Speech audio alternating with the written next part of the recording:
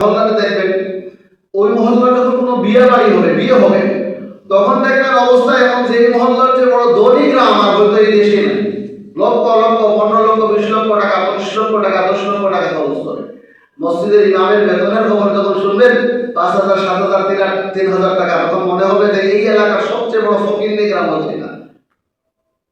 কথা বলুন ঠিক না?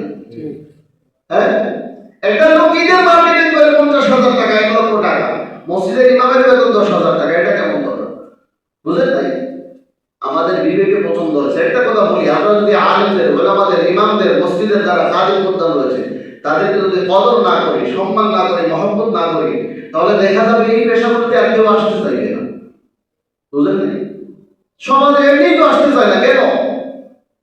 110টা মানে এই যে আমি প্রায় সময় একটা কথা বলি যে একটা মেয়ে একটা স্বামীকে নিয়ন্ত্রণ মানে কন্ট্রোল করা লাগে একটা ফ্যামিলির জন্য।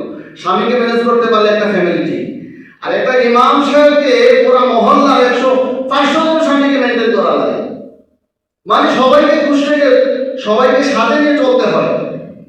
কত কঠিন একটা দায়িত্ব, বুঝেন নাই? একজনে বলে ফ্যান ছাড়াও, একজনে